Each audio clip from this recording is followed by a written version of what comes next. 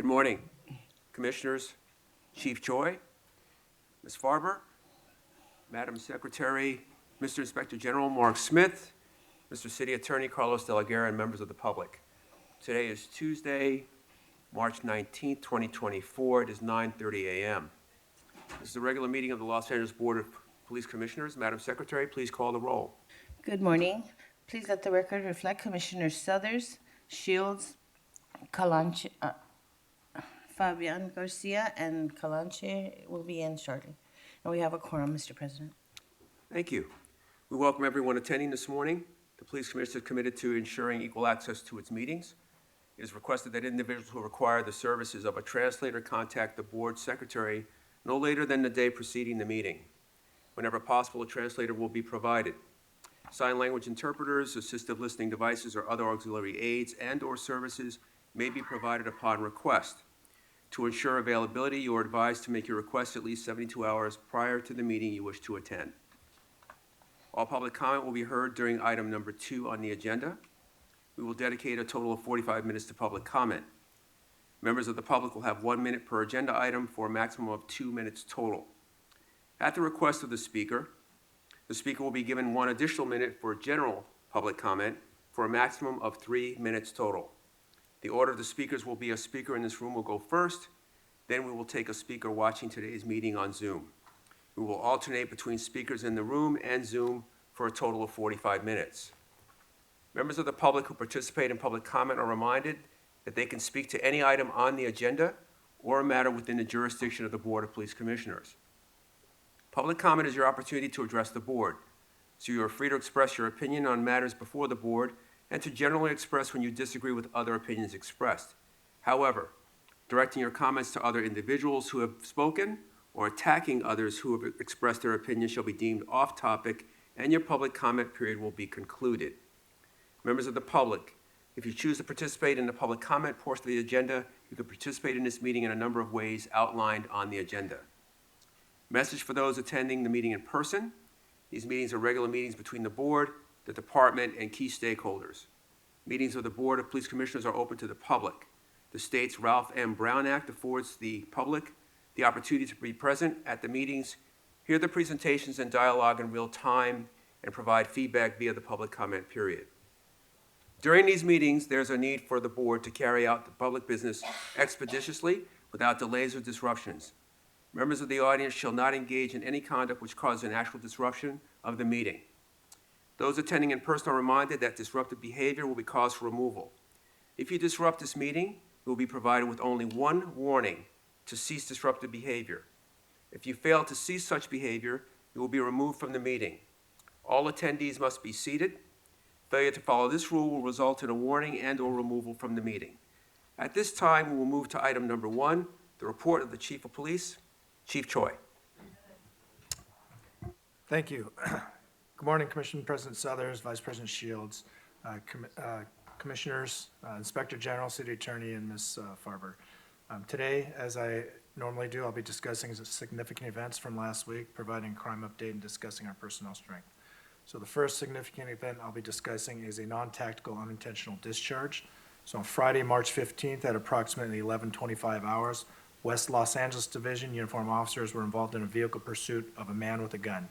At the termination of the pursuit, a foot pursuit ensued, and during the foot pursuit, the suspect was eventually taken into custody without incident, but he ran between a couple homes. He discarded a black backpack, which was later recovered by officers.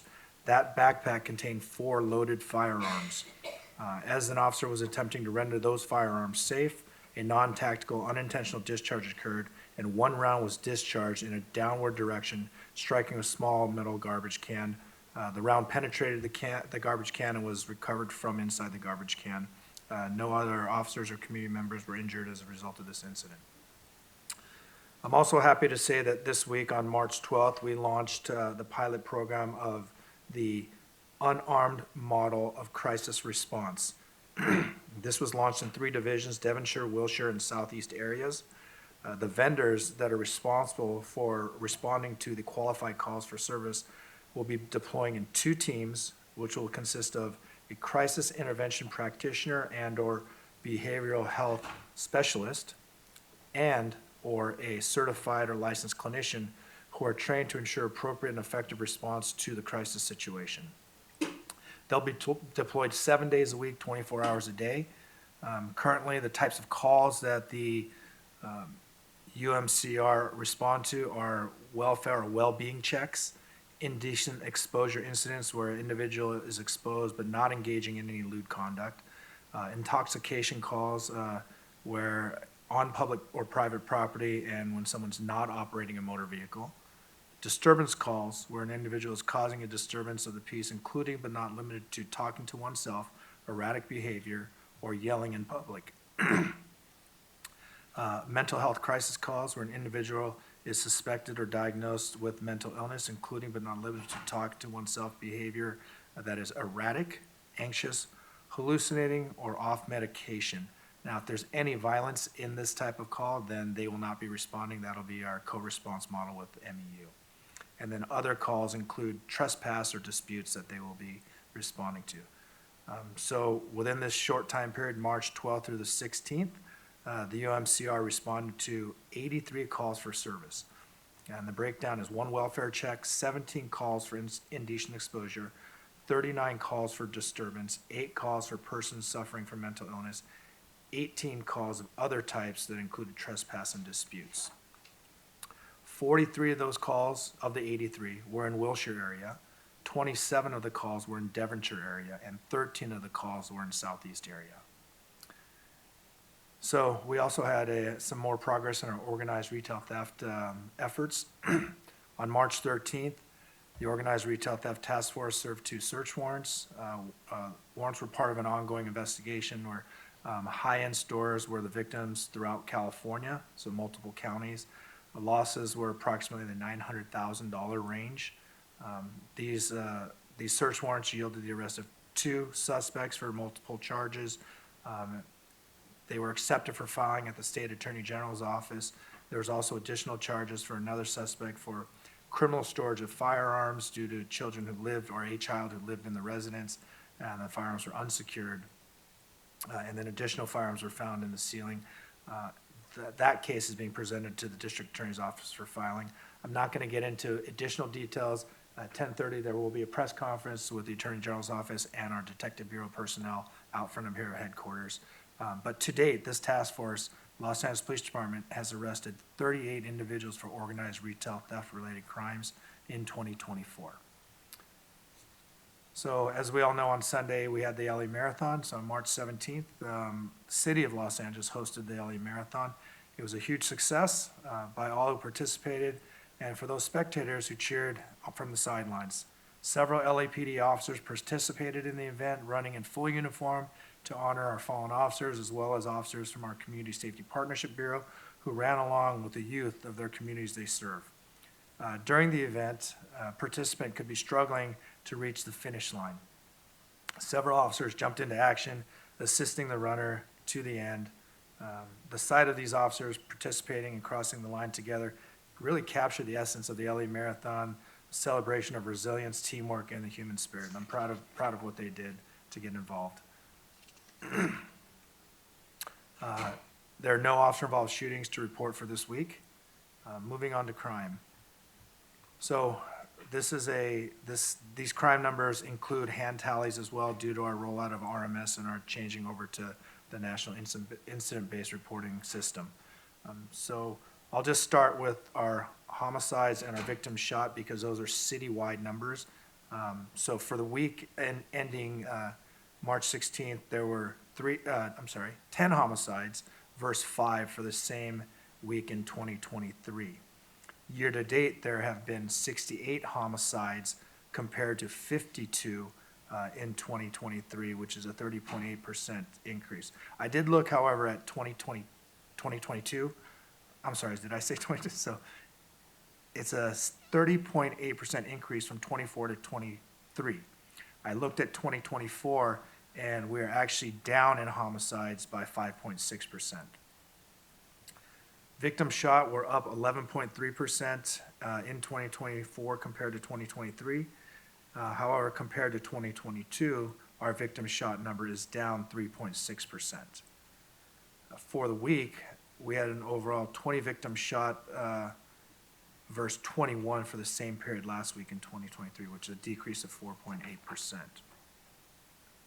Robbery continues to be problematic as well. They are up 7.9%.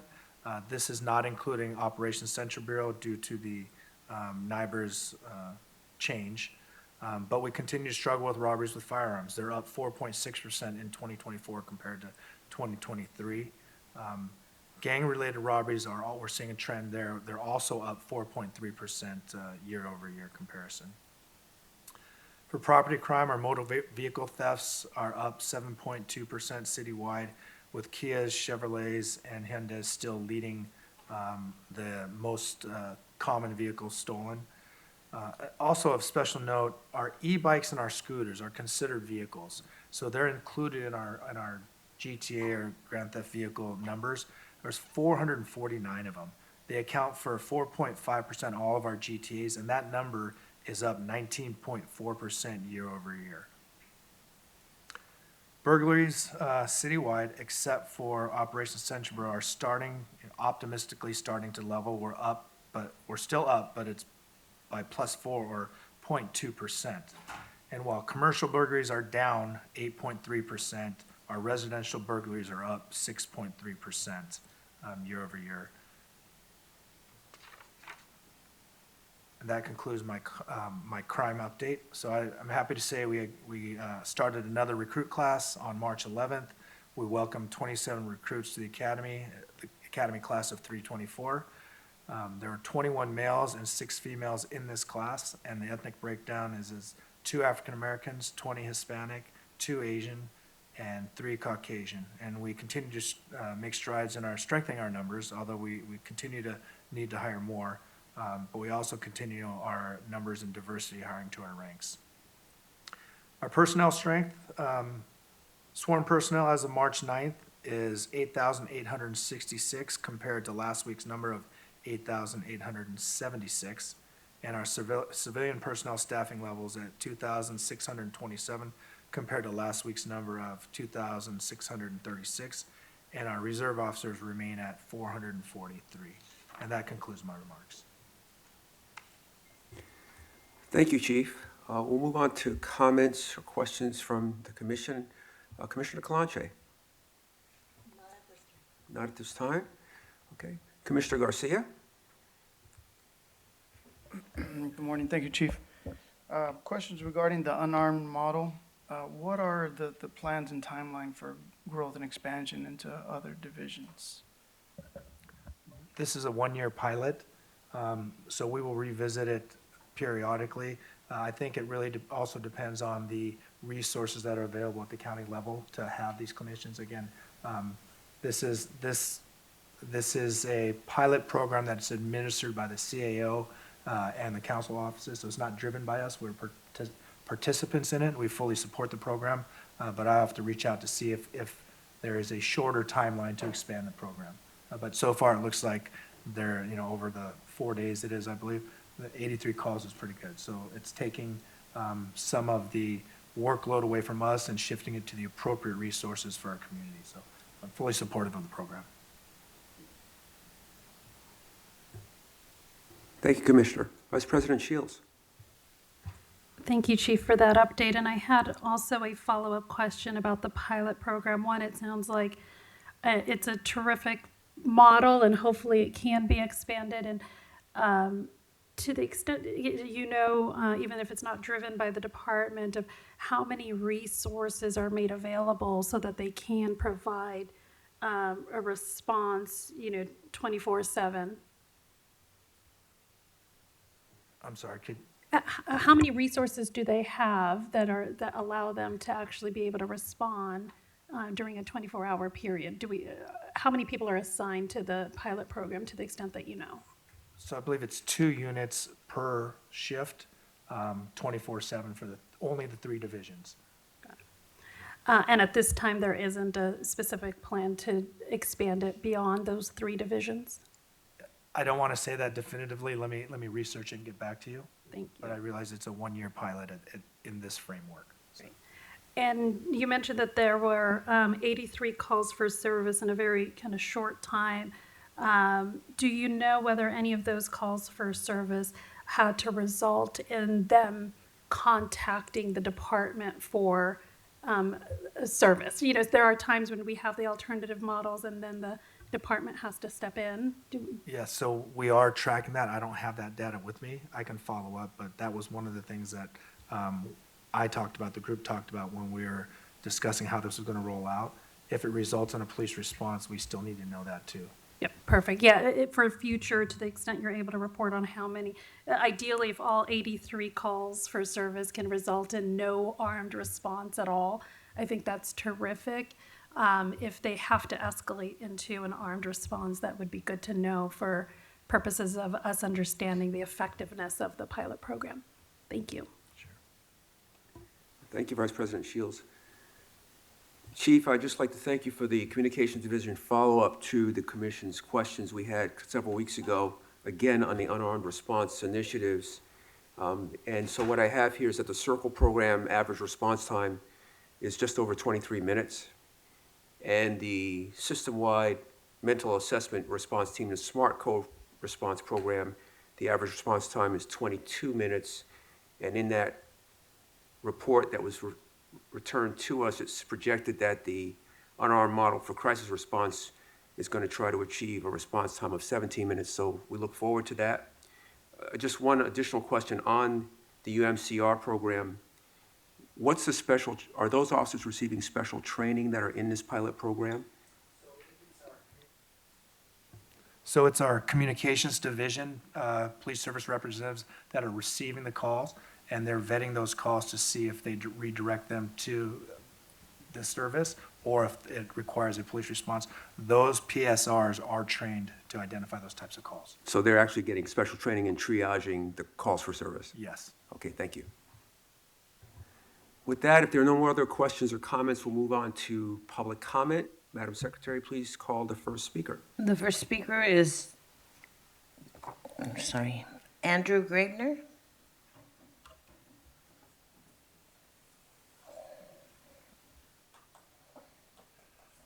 All right, starting off with the Chiefs report. That should be limited to 3 minutes, a maximum of exactly 3 minutes at every meeting. We're hearing a lot of, weird stuff in this presentation, and it's like, but lots of propaganda, lots of just wasting our time. But it sounds like crime's down, so why do you need more money? Let's see, we have the agenda items, we have donations, as always. Let's see, none of these donations should be happening. Just backdoor way to give more money to the police. We have that's an $8,000 donation for morale. It's nothing buys morale like $8,000. Offer a holiday party, and I guess a microwave and ice machine. Like a microwave's like $20 at Target. One of those cheap microwaves, and like, why do you need $8,000 for that? We have steering wheel locks. Look at that. We have C. That's for the. That's just operational equipment, like $2,500 in markers, and wax. Oh, and here we go. We have item D. That's that's lunch and snacks and a party for the teenage indoctrination program at the Leadership Cadet Academy. I don't know what division that is. Are any of the cadets going to be sexually assaulted by the cops? None of that's happened in the past. Let's see. We have item B, destroying records from like late 2021. And then you can't even you don't even respond to the CPRA requests from recent stuff. Why are you destroying records? Like, Like, these aren't even old records from like the 90s or something. This is like records from, this decade.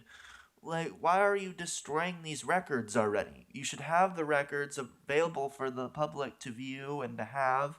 But no, you're just destroying more records. Let's see, almost out of time here. But yeah, we have a presentation for recruitment for chief of police. I'm sure the chief of police will be terrible as always. Yeah. Next, we have Steve Riley.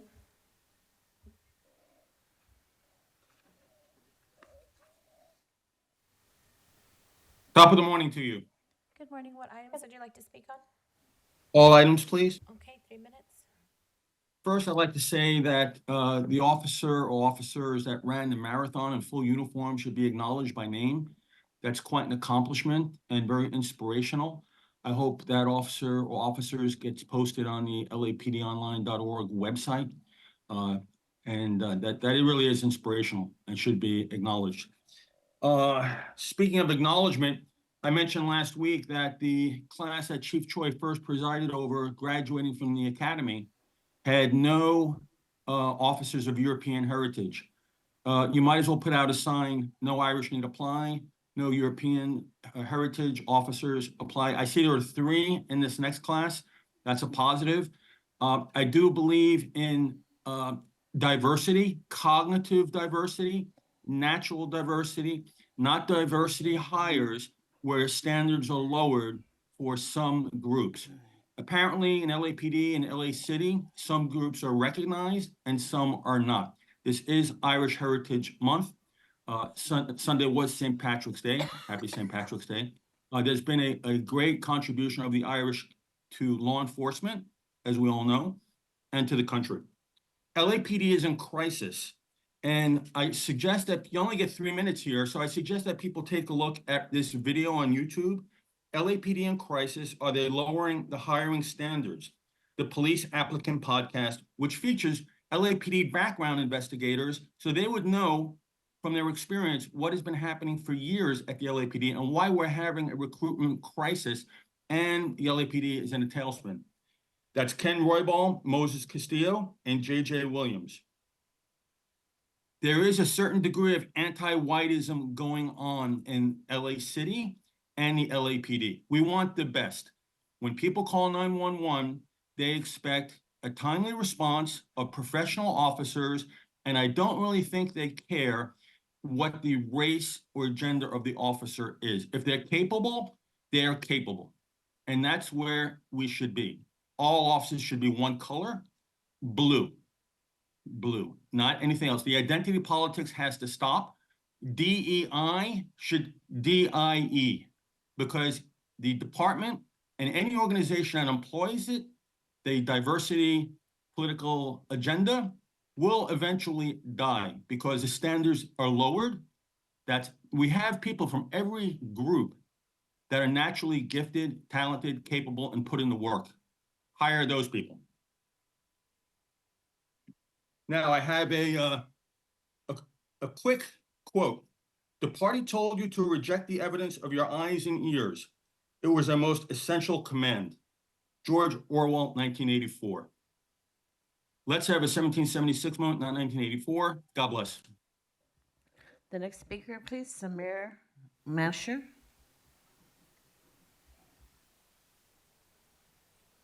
Good morning. I came about on March 5th. I spoke with the community.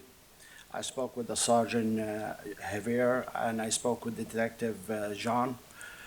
And I spoke with the FBI. I spoke with the Bar Association. I'm exhausting all my resource to have the right, the law to be no one above the law. When somebody commit a crime, they should file it. And the district attorney not returning my call. I sent an evidence to the police department. I sent evidence to the Bar Association regarding attorney commit crime, violating the oath of the United States, the Constitution, doctor misdiagnosed and committing crime. When I go to the USC or Cedar Sinai Hospital or anything, they find otherwise. And the deputy council member 14 He came campaign illegally in our complex, and I cut the piece of paper. It's his when I contact his office, and he's been harassing me with his deputy Robert. That's all. I would like to seek help where I can. The bar cannot send it to the district attorney. The police cannot investigate council member. When I go to wanna meet with the mayor, one detective from the police department blocking me. I send email to the police, doesn't respond back to me. And I understand John was off for a week. So I would like to get solution from you because some people above the law, the police department cannot investigate the council member. Sir, if I can just ask you to meet with Detective Gerhardt, he can give you an update from your prior discussion. And I would like to seek about the bar, about the attorney, because they're calling, they're not filing complaint when I send clear evidence. So those, sir, those are all questions that Detective Gerhardt can handle for you. Thank you. Next, we have Philip Tabby. There's one more thing. They tried to put me 5150, and I stayed 4 days, and I was abused by LSC, and the officer was in the parking, and they abused me, did not protect me. When I was in the fire ambulance, I was attacked, and in the Metrolink, I was attacked. As I indicate in March 5th. So the investigation have to keep going, and I don't know how to go to investigate the council member. Philip Tabby.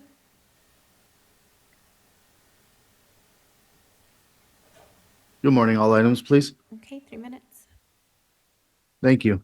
Good morning, Commission. There's a lot happening in the LAPD.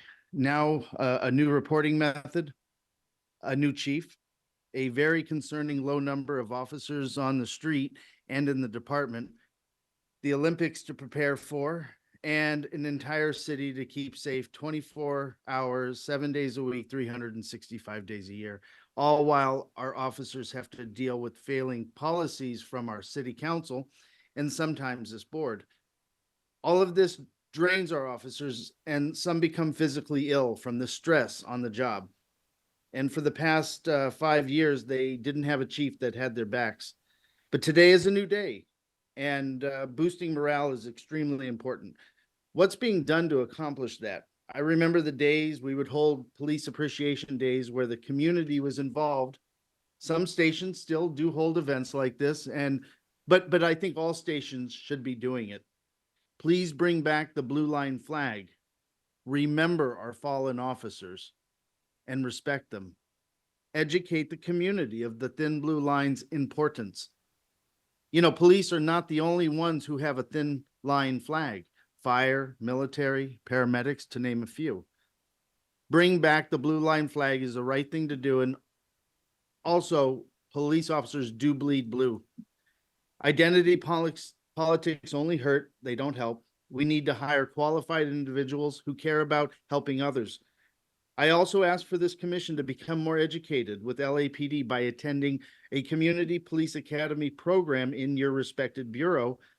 They are very educational, and please get rid of the vaccine mandate. I can't believe this commission doesn't even talk about it. Data and facts are out there, and your silence speaks volumes. You should really think about that. All we hear about these days are new reforms and ways these nonprofits are staying in business but never solving the problems. Calanche needs to resign. That's a conflict of interest. Believe me, there's plenty of ways to boost morale. And why is there always a missing commissioner at these meetings, at every meeting? Please make some real changes. God bless the LAPD. God bless Los Angeles. I yield the rest of my time. The next speaker, please. Jonathan Foster.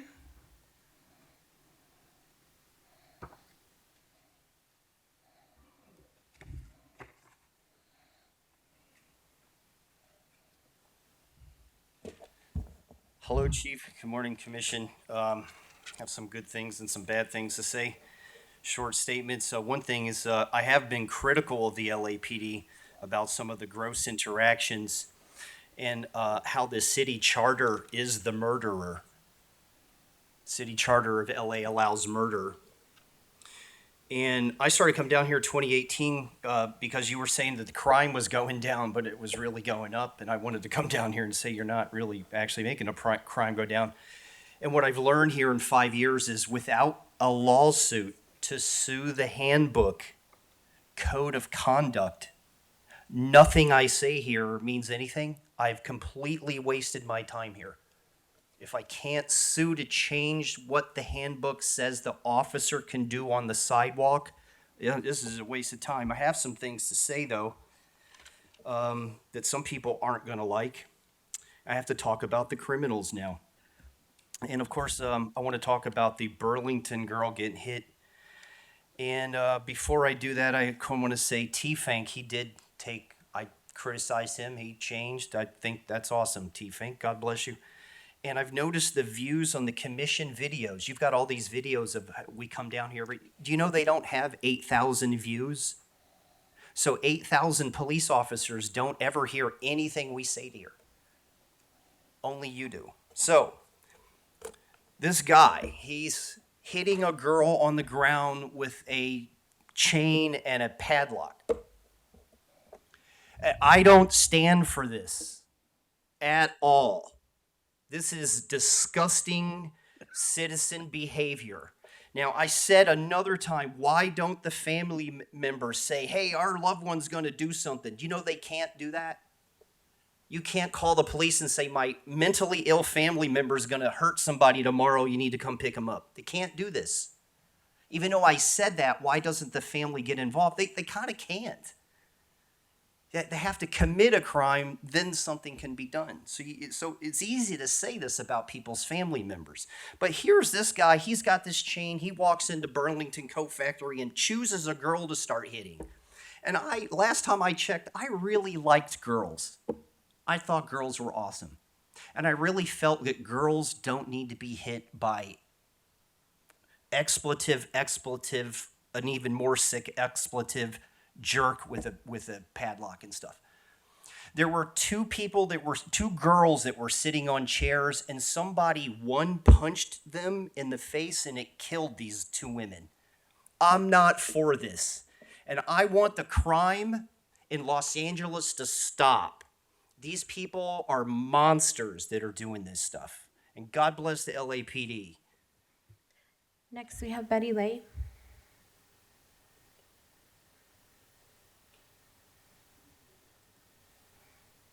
Betty Lay, you're on. Hello? Hi, what items would you like to speak on? Oh, all of them. I'm glad I got in. I had to reboot the webinar froze. Anyway, all items, please. I'd like to acknowledge that I support agenda items C3C and 3D. I'm very sure that the chief's report was good. I respect him for that. And I still believe, my own opinion, that the permanent chief, when that time comes, needs to come from within the department. That's where we're going to find people who know the policies and procedures and work with the community. And thank you very much for letting me speak. I yield the rest of my time. The next speaker, please, Hamid Khan.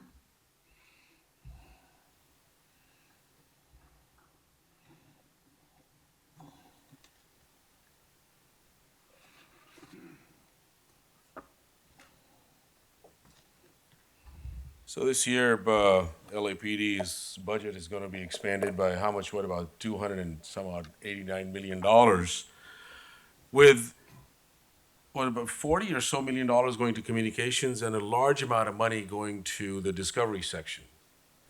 And what we are seeing is a constant.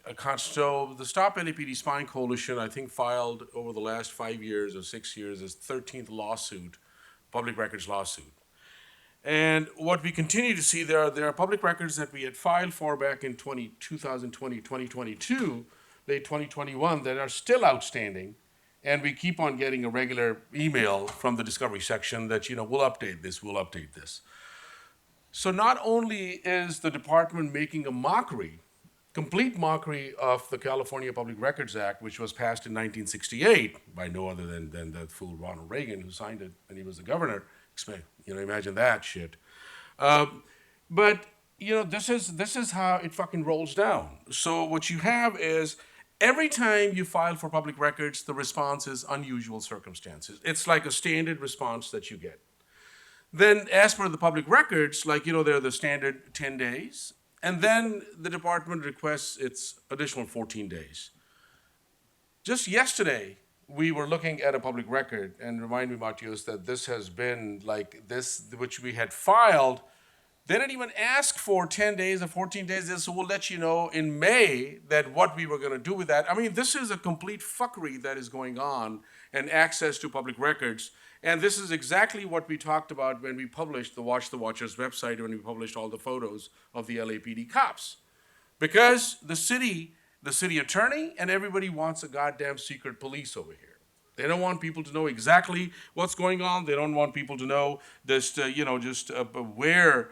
And not only that, just 2 days ago, we filed another public records because the department is deleting existing public records that have been published on its site as well, where we identified which identify all the rosters and pay information and other information of officers as well.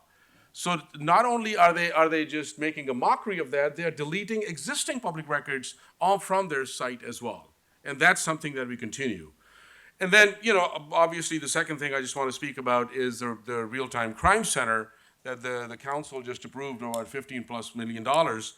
But what we are seeing is a massive expansion of the police state. You're looking at this Fusus technology that is going to have all the pickup points on churches and colleges and everywhere, and public-private partnership. Peregrine, that is now a replacement to Palantir.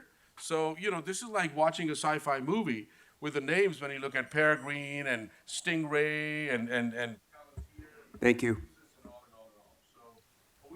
Madam Secretary, next speaker. Next, we have Dora.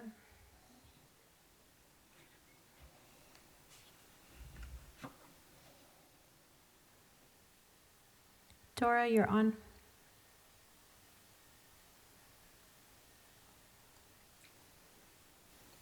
Okay, we'll move on. The next speaker is Matios Cadane.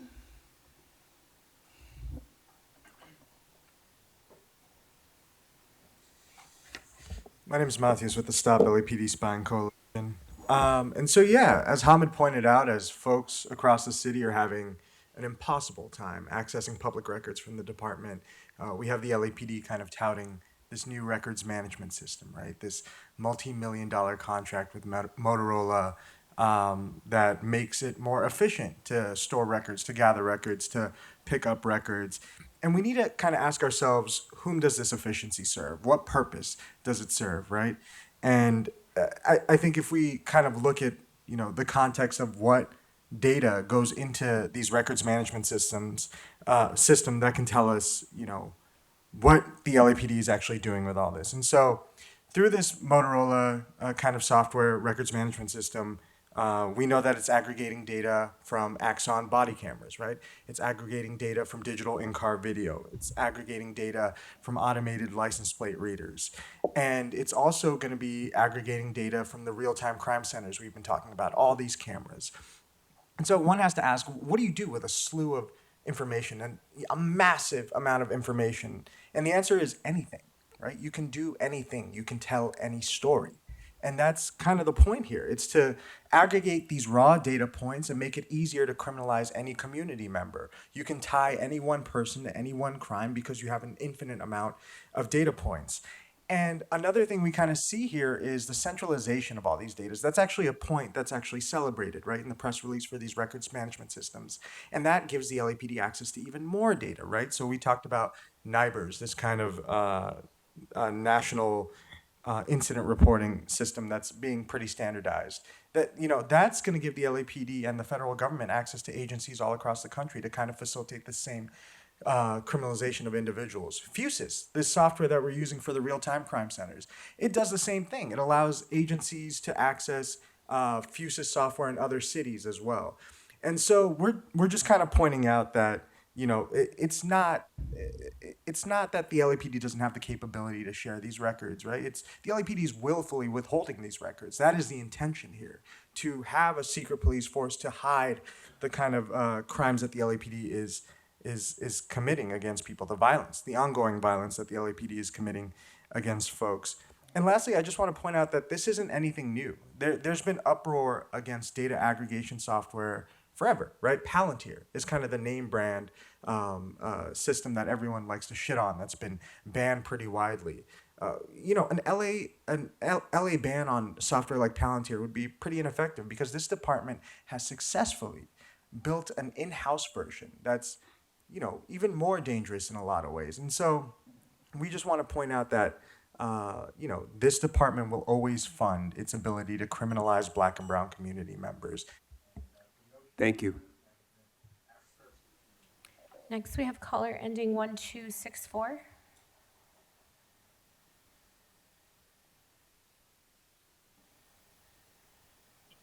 Hello, can you hear me? Hi, yes. What items would you like to speak on? All of them. Okay, 3 minutes. Yes, Chief Choi. We're having problems, like I've told you, in the Foothill Division with mobile pop-up restaurants, canopies obstructing the public right-of-way in our residential areas. I feel that when we pay property taxes, when businesses, brick and mortars pay property taxes, you're there, that tax is to protect our interest. And that's not happening. They're just allowing them to sell and take over businesses. I mean, it's bad enough. The economy is bad, and you have these people that are just coming into their area and taking over their parking lots, their businesses, and using their resources. I mean, this is a gang tactic, and I don't know if this is done purposely or what, but the police is part and parcel of this whole situation. They continue to not enforce the vending laws that we have. They're not supposed to be in certain areas which are residential, but they allowed them, and this is totally against what we're paying for, and we're paying for it, and they're coming in from outside of our community. So there's a lot more that I want to say. It's very difficult to be on this call and do this all the time. Because there's just so much going on, and it just creates a very unlawful situation. Before, the police used to be there. Anything they saw that was illegal or unlawful, they went and approached them and either gave them a ticket or told them, hey, you need to move on. You can't be doing this. And that was instructing them. And you never really had to call the way we're calling now. And the way things are going now. I mean, it's obvious that we have a cartel and a gang situation, especially in my area. I mean, you see it all over the place. They have a statue that they built for the guy, for the criminals, for the cartels. And your gang unit knows that. That is off of Mercer Street and Laurel Canyon. And your police officers have been there in the masses. I mean, we're talking 10 or 15 police officers raiding somebody's house for who knows what reason. I ask about it. No, we can't tell you. That's for personal information. I live here, you know. I'd like to know what's going on. I mean, it's just gotten ridiculous and it's become absurd. And we need help. We need protection.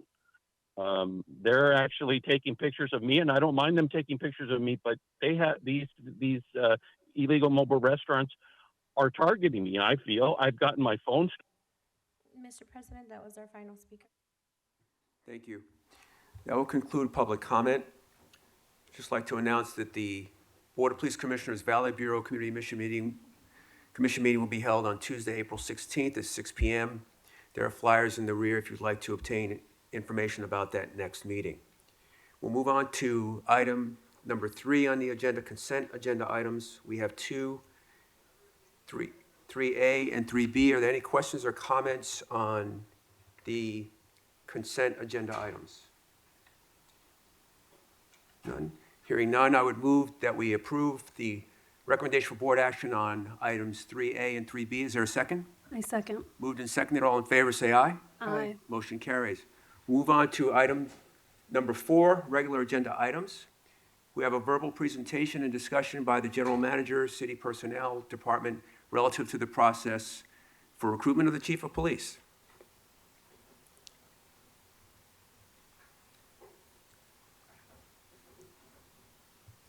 Ms. Brown.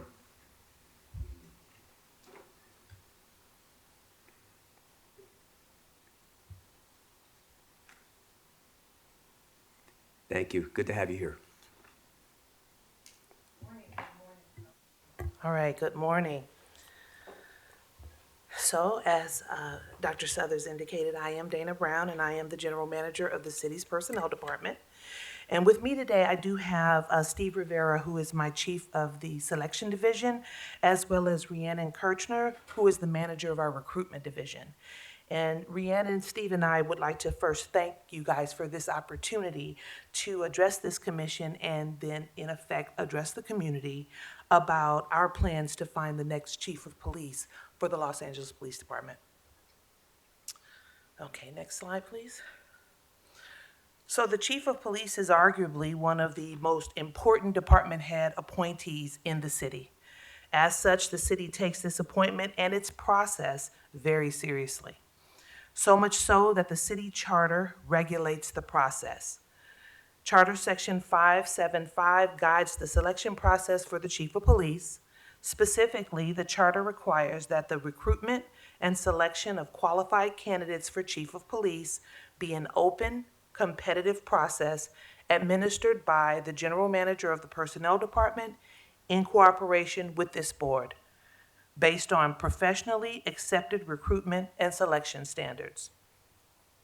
So the process will primarily look like what we have on this slide.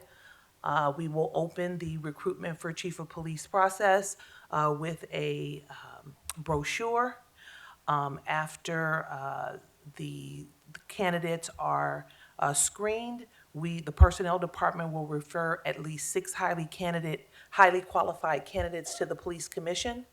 And then this board will provide a list of 3 to the mayor. The mayor will conduct the final interviews and nominate a candidate for the job, and the council will vote to either approve or deny the candidate. Now, I'll get into a little more detail of how at least the personnel department will go through its process, and obviously this commission will go through its. I don't need to go into detail about that. So next slide, please. So for this particular search, we decided to use the services of a professional recruitment agency to help with capturing the attention of a national audience. Los Angeles, as you know, is the 2nd largest city in the country, and as such, we needed someone with a wide reach such that the best candidates are aware of this opportunity. Bob Murray and Associates were contracted with their extensive experience in executive law enforcement recruitment.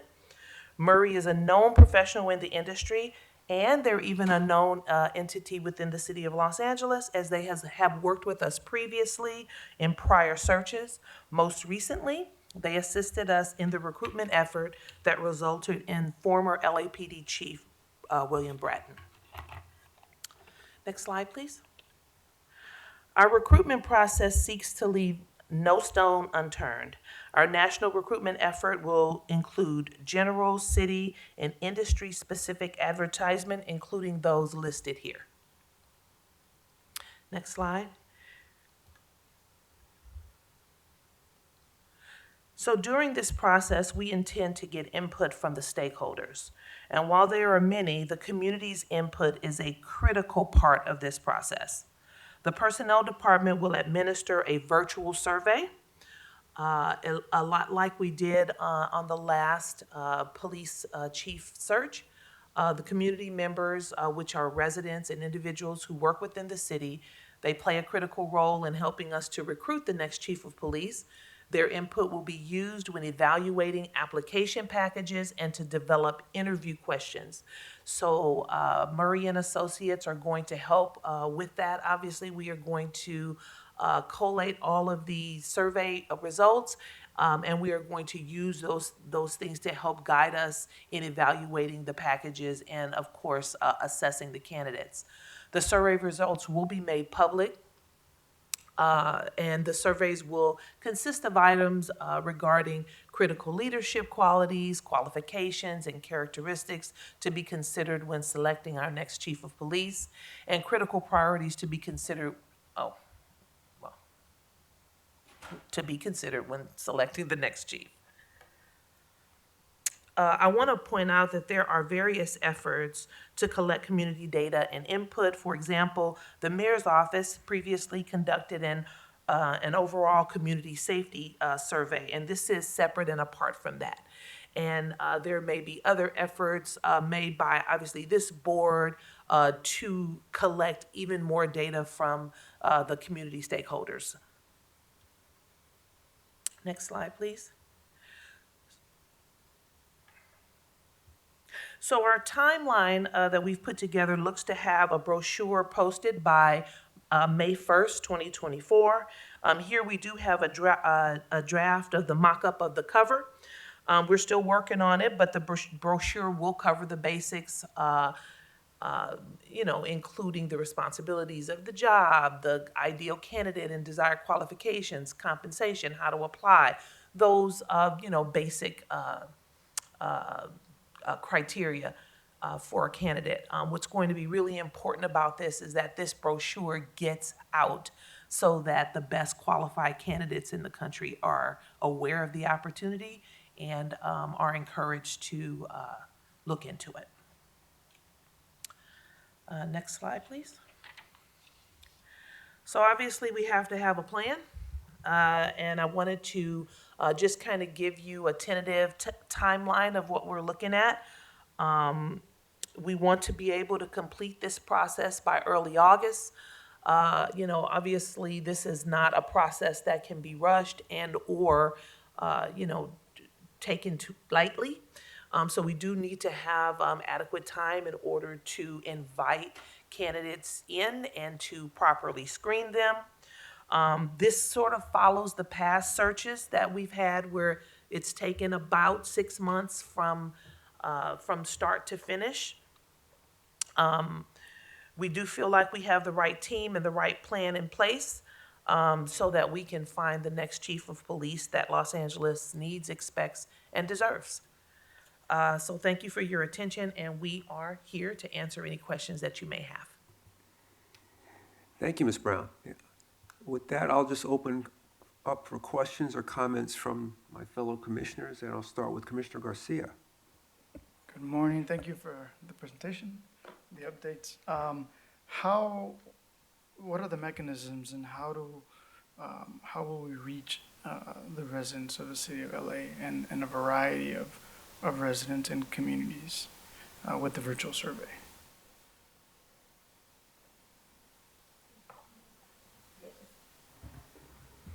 Hi.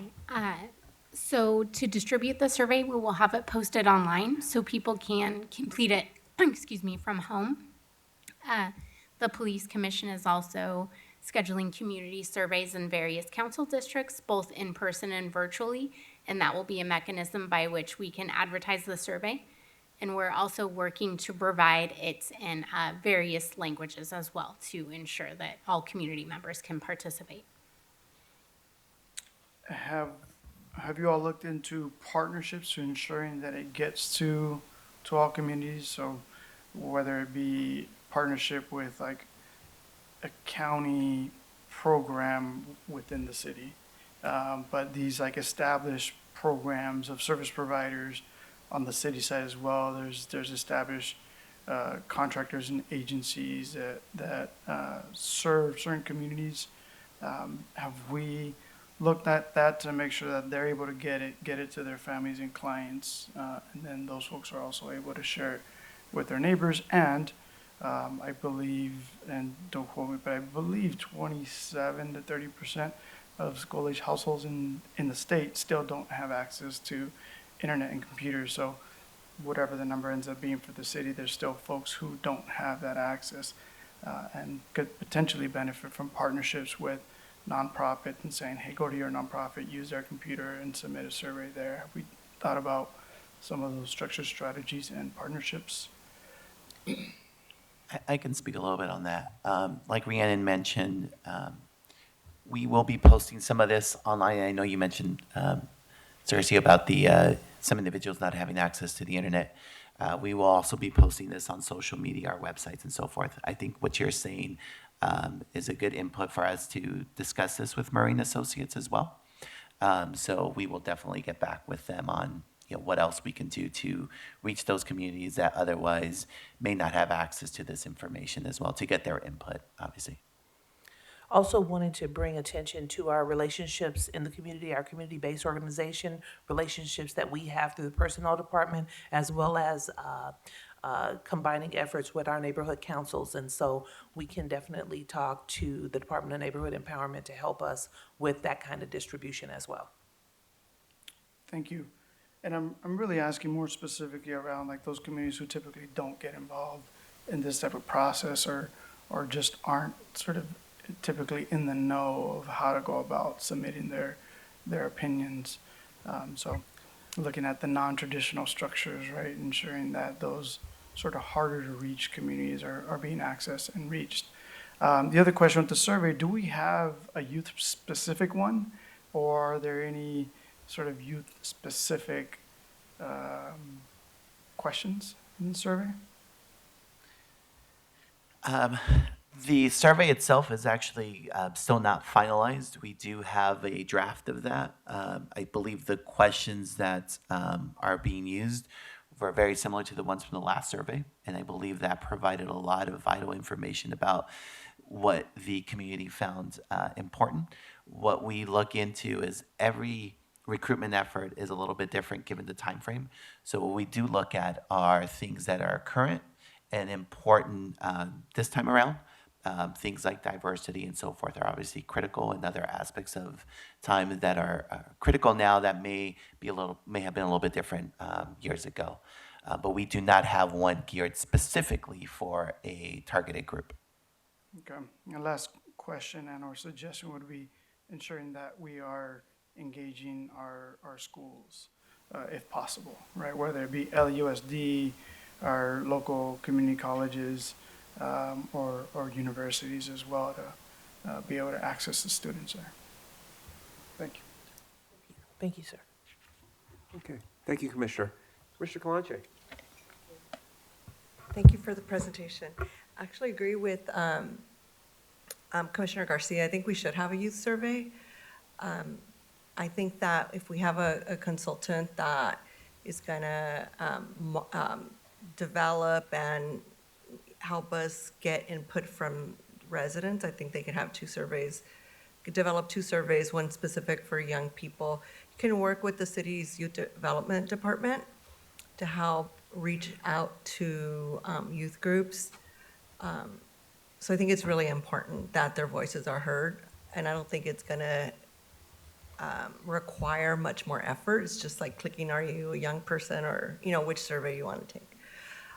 So thank you for that, Commissioner Garcia. I was actually going to ask if we are talking to rank and file officers. Are we getting their input, what they would like to see in a chief? Are we doing a survey? We're doing focus groups? Yeah. Yes, so our community, or I should say our stakeholder efforts are sort of multi-pronged. So the personnel department, kicking it off with this virtual environment, and of course, your commission going out and having the town hall meetings.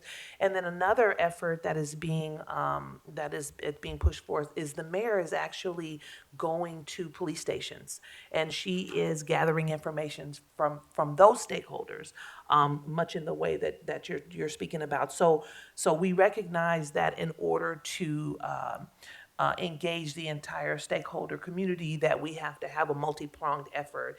And up to now, the mayor's efforts has been towards the rank and file.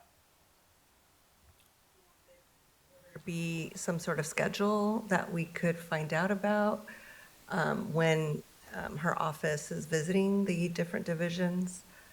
Yes, I'm sure that she has covered probably half so far, but she continues to make her way through Oh, so it through the started station. already. It has started already. However, I can get that information and share it with you, I'm sure. Yeah, absolutely. I think it's really important for us as a commission to get that information from the officers, perspective, as we're going to do like the first pass at selecting, the top candidates. So I think that information is critical that we hear from the rank and file. And don't want to duplicate efforts unless like we're going on the road to listen to them as well. So yeah, so we can tag team on that. Appreciate that. Thank you. Absolutely. Thank you. Thank you, Commissioner Calanche. Vice President Shields. Thank you, and thank you, Ms. Brown, for the great presentation and for your detailed timeline. I already feel like we're in better hands and that you have this well in way. So really appreciate that and look forward to working with Bob Murray and Associates on identifying, and you repeatedly said, and I just wanted to quote it, that we're looking for the best qualified candidates in the country. And I want to make clear, because a lot of times you'll hear a lot of talking heads and people talking about, well, the next police chief has to be X, insert race or gender. And I want to make sure, I think your presentation was clear that we are looking for the best qualified candidates across the country without regard to race or gender. We are not asking you to identify candidates that are of a specific race or a specific gender. We want the broadest list of qualified candidates available, and we don't want anyone of any race or gender thinking that they would not be selected because of their race or gender. So thank you for repeating it multiple times in your presentation that we are looking for the best qualified person. So thank you. Thank you. Thank you, Vice President Shields, and I'd just like to echo your remarks regarding this being an equal opportunity outreach. And again, thank you all for the presentation. I just have a couple questions. So the brochure is going to be distributed on May 1st. Then the surveys and the input sessions are happening April 1st through 30th. Will that information that's collected in any way influence the information in the brochure that's eventually published? Thank you for that question, sir. We intend to use the information from the community survey to inform our assessment of the candidates. So the brochure will be about ready to go by the time that the assessments, or I'm sorry, the survey period is over. So we'll be using the data collected from the survey to inform our assessment of the candidates that have applied. Thank you. And you mentioned that the survey results will be made public. Do we have a date for that?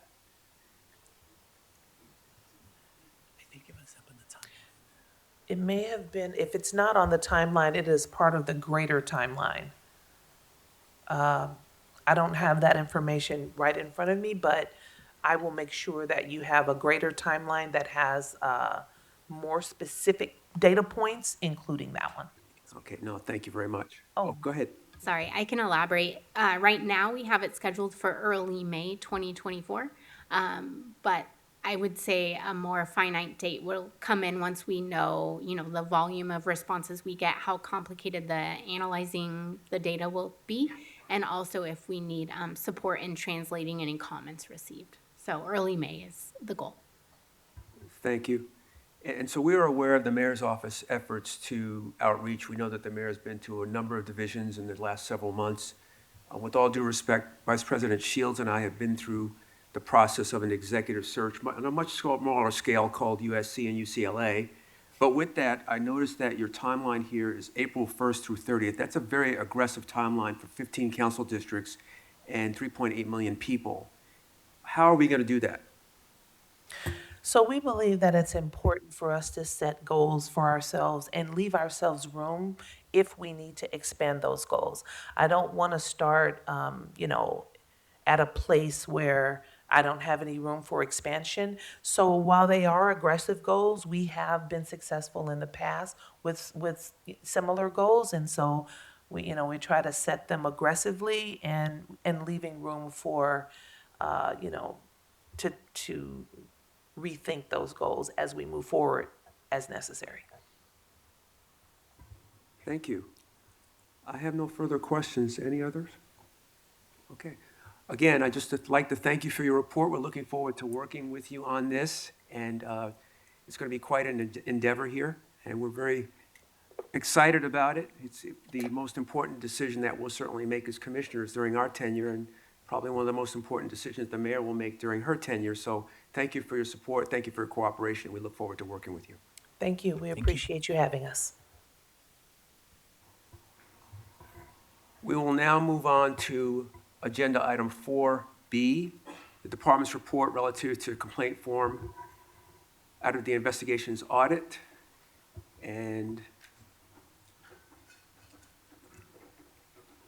we have Police Administrator Sargent. Yes. Thank you. Good morning. Floor is yours. Thank you. Sharon Sargent, Commanding Officer of Audit Division. I have with me today Police Performance Auditor Sergio Saiz, also from Audit Division. We're going to be sharing an overview of the 128 Complaint Investigations Audit. This was completed as part of our 2023 Annual Audit Plan. In looking at the policies and procedures for conducting complaint investigations, this audit tested 3 main objectives. One was whether interviews were conducted individually. 2, if the statements were summarized accurately. And 3, if the department notified the complainant of the outcome. For this audit, auditors reviewed complaint investigations over a 3-month period from May through July of 2023, looking at the investigations conducted both by Professional Standards Bureau and also the chain of command in the areas. And the report shows that the department achieved full compliance 100% in all 3 of these objectives. Professional Standards Bureau and the Office of Operation were given a copy of this report, and both are in general agreement with the findings. And we're happy to answer questions about the audit, and we also have representatives from PSB available if you have questions about complaints or the process. Thank you very much. And I'll open it for questions from the commission. I'll start with Commissioner Garcia. No questions, thank you. Thank you. Commissioner Calanche? Questions? Vice President Shields?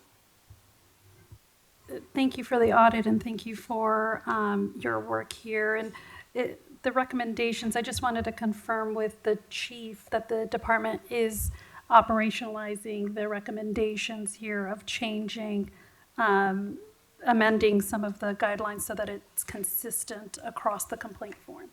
Yes, we are. And also making sure that our wonderful Inspector General's office and role is also listed in all of the responses. Correct. Perfect, thank you.